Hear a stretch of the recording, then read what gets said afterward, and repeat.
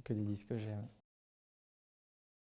Rameau par Marcel Meyer, c'est un des grands chefs-d'œuvre de toute l'histoire du disque. Et puis c'est aussi plusieurs disques qui ont changé ma vie.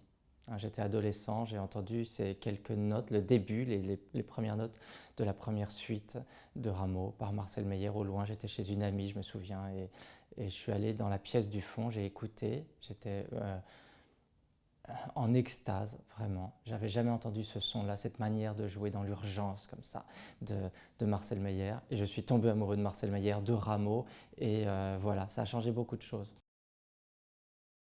Amour, c'est un film extraordinaire, évidemment une expérience pour moi qui n'a pas d'équivalent, parce que je me retrouvais, moi, non-acteur, face à Isabelle Huppert, Jean-Louis Trintignant, Emmanuel Riva, avec l'un des plus grands réalisateurs d'aujourd'hui. Euh, J'étais en même temps peureux, j'avais peur d'être une grosse tâche dans le film, et en même temps, j'ai traversé cette expérience en touriste. Voilà, j'étais heureux de voir comment, moi qui enregistre mes disques quasiment tout seul, enfermé dans un studio, là j'étais entouré de 200 personnes et c'était assez amusant.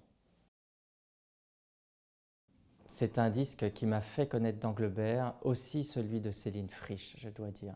Ces deux grands interprètes mais ils ne sont pas nombreux, les interprètes de d'Anglebert. Et pour moi, c'est l'un des grands compositeurs de l'histoire, qui fait partie des bases euh, profondes, solides de la musique française pour clavier. Donc un compositeur incontournable et à découvrir. C'est difficile de ne dire qu'une phrase sur Barbara, même sur cet album qui rassemble plusieurs de ses grands titres. Barbara, ben là on est chez moi, il y a des photos de Barbara dans toutes les pièces de mon appartement. Voilà, ça dit tout.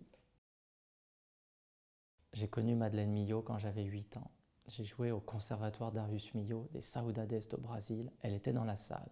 Et à la fin du concert, de petit concert, elle est venue, elle m'a pris par les épaules avec son regard. Pour ceux qui l'ont croisée, elle avait un regard très prenant, très direct, presque, comment dire, qui pouvait faire peur, tellement on sentait qu'elle comprenait tout.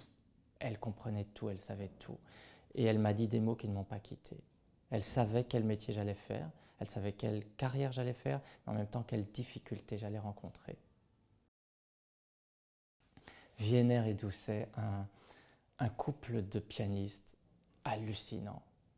Doucet, le Belge, qui buvait des bières et des bières tout au long de la journée, qui ne pouvait bien jouer que quand il était saoul et qui était un jazzman absolument incroyable. Et Jean Wiener, qui était peut-être plus raffiné, tout petit, très frêle. Ils formaient un duo improbable et extraordinaire, unique dans l'histoire du deux pianos. Et ils ont créé beaucoup d'œuvres, ils ont fait du jazz, ils ont joué Mozart comme personne, Bach, ils ont fait des transcriptions absolument incroyables. C'est vraiment deux pianistes. Jean Wiener était aussi compositeur, un sacré compositeur. Deux artistes qui m'ont beaucoup inspiré. C'est drôle parce que je les travaille beaucoup en ce moment, les moments musicaux. Yves Nat, mais il avait été le professeur de Germaine Mounier, mon professeur au Conservatoire de Paris, donc elle m'en a parlé. C'est un pianiste qu'on a un peu oublié aujourd'hui, qui jouait comme si il venait d'ouvrir la partition. Il y avait quelque chose de très naturel, hein, de très évident dans son jeu.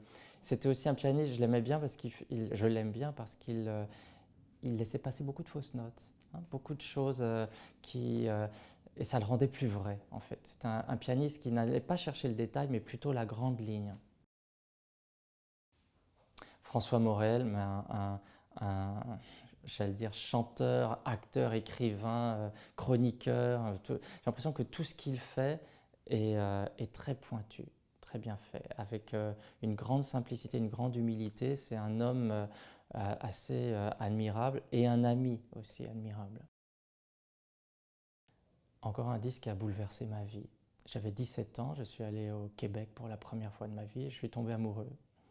Euh, le premier amour de ma vie, en écoutant toute la journée, pendant un mois, cet enregistrement. Et je découvrais aussi Sinopolis, ce grand chef d'orchestre qui est mort prématurément et qui nous a laissé quand même des enregistrements de légende. Le plus grand disque. Alors, ben, je ne sais pas quoi dire. Ce disque sort, il est tout chaud, il vient de sortir du four et je n'ai pas assez de distance. On a de la distance avec nos propres disques, peut-être 15, 20 ans après qu'il soit sorti. Quand un disque sort, je ne l'écoute plus du tout.